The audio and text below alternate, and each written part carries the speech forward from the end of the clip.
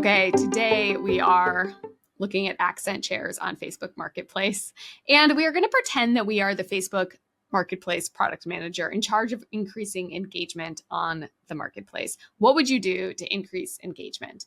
And so we'll use the 3B model of behavior change. The first B is to pick a key behavior. And so for this, we'll say, look, it's getting Kristen to buy an accent chair within a week. Within 3 weeks, let's say a week. The second thing would be to decrease the barriers to getting me to do that, psychological and logistical. And the third thing would be to increase the benefits of doing the behavior of purchasing.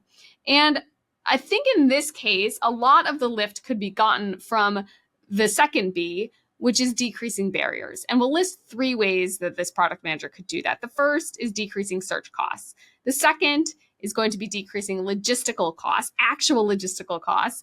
And third is going to be changing the mental model. So the first one around decreasing search costs, I'll make 2 points here. The first is that currently I give Facebook a fair amount of information when I'm clicking around. And they're obviously using that information to show me ads with, if I click on this chair, I am sure I will see an ad in the next hour that shows me this chair again. So they're using my click data in this way. And what they could do, and this is kind of like of course, they've probably thought about this, is now that we have Gen AI, instead of me manually setting up an alert, you could imagine something that says, show me more like this. And this is one of the ingenious things that Amazon does, is you can search for a product, scroll down, and they have products like this. And this gives you a much more stronger understanding of the marketplace. And when you feel like you have a more complete understanding of the marketplace, you can now all of a sudden make a decision. And one of the problems with secondhand marketplaces is that we don't have a full understanding of what's available. The future is uncertain. In a week, something better could come along. And even today, if I'm not having the right filter set, I may miss something. And so what we want to do when we're kind of changing any purchase behavior, especially e-commerce, is increase the certainty that people are making a good decision. And so something like a show me more like this, or I want to purchase within 1 week, send me things like this for the next week, would increase my certainty that in the choice set that I'm able to make, I am making a correct decision. And the second thing here is to allow me to ask for that. So one of the things that Facebook is doing now is it knows that in the last couple of days, I've been searching for accent chairs. And so it's taking a cue and showing me some accent chairs. In fact, some white ones, which I'm in the market for. So it makes my search easier, but I don't have control over that. And so I don't actually feel the agency to say, hey, look, this is what I'm looking for. I think when we're thinking about increasing trust in AI, algorithms, machine learnings, however you want to say that, giving users agency may feel like a backward step because we're asking the user to do something.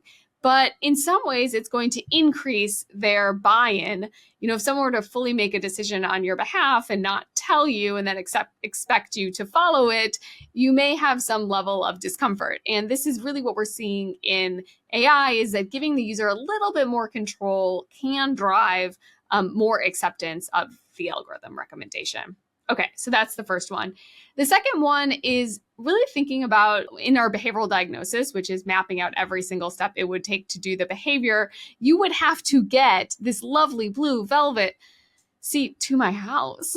Like I would have to figure out how to put that into a cart. I look strong, but I may not be that strong, into a car and take it. And so the logistical barrier of doing that is difficult. And that's one of the reasons likely we've seen Amazon and others have free delivery, or DoorDash really minimizing costs of delivery, is because the logistical overhead of completing a purchase is something that prevents us from going through with it.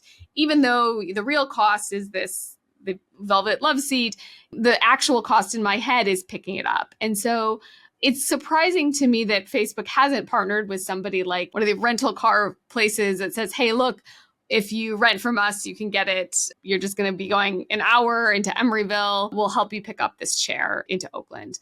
So it seems kind of simple, but it's a logistical barrier that prevents secondhand shopping because we don't necessarily understand how we're going to get it.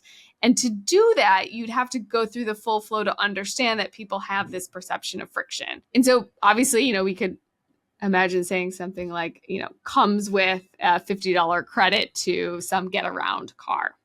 Okay, so that's the second barrier. The third barrier is a little bit more long-term for this product manager. The third barrier would be, do people really have a mental model of what's available on Marketplace? This is very nice because it lists out all of the things that you could get. What is hobbies? So maybe there'd be a ping pong table here. Piano is great, wonderful. But really, if we think about your user, in a perfect world, if you ask them to list all the things that Facebook Marketplace could be selling, they will probably come up with a long list. But we don't actually take that time in our mind to think about that. And we're actually just not thinking. And we're not that creative when we're not thinking. And so we have to help the user expand their mental model of what Marketplace is. And so if I were the Facebook product manager, I would probably send a push notification or a push alert, push email to me that shows me the variety of things that I could get on Facebook Marketplace. And you wouldn't actually expect high conversion, because if you show me something like a piano, it's unlikely that I'm in the market for a piano today. However, if I am ever in the market for a piano, now you've just created the mental model that if I want a piano, I could go to Facebook Marketplace. And I think this is kind of where the short-term and long-term conversion rate would collide, which is you would look at this email and say people are not converting. But your job is not to get them to convert today. Your job is to teach them about the mental model so that tomorrow you are top of mind or share of purchase in e-commerce purchase. So this is, let's search, let's go accent chair, see if we can get one. I'm just gonna go for this one. Amazing. And there we go.